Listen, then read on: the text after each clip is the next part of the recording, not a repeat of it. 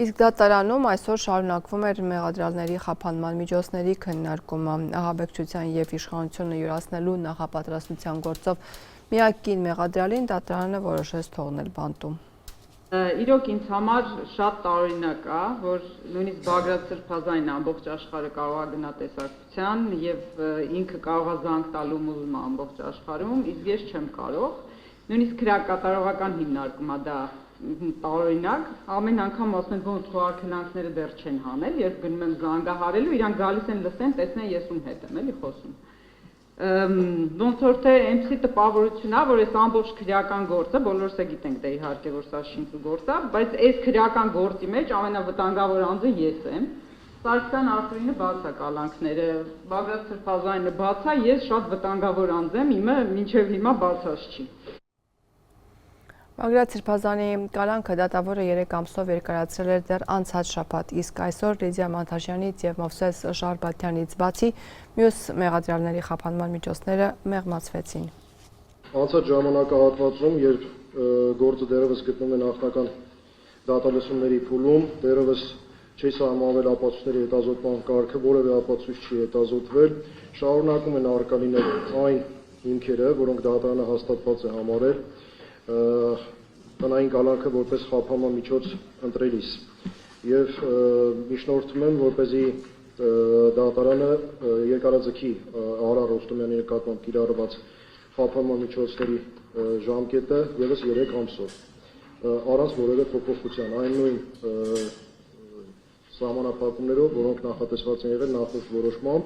եւ նաեւ թույլատրելով այցելել Եռաբլուր զինվորական Պանթեոն։ Քննարկելով ներկայումս Արա Ռոստոմյանի տնային կալանք պահելու հանգամանքը, խնդրում եմ հաշվի առնել, որ նրան ընդամենը 2 անգամ թույլատրելով այցելել Եռաբլուր զինվորական Պանթեոն, դուք նրան զրկում եք ոչ թե ազատության իրավունքից, այլ կյանքի իրավունքից։ Դատարանը լսելով ուրեմն կողմերի կարծիքը որոշեց Արա Ռոստոմյանի նկատմամբ կիրառված խափան միջոց բացակայելու արգելքը թողնել անփոփոխ, իսկ որպես տնային կալանք կիրառված խափան միջոցի ժամկետը լեռանալուց հետո 2025 թվականի նոյեմբերի 25-ից հետո որպես խափան միջոց նաև կիրառել համակցված բացակայելու արգելքի հետ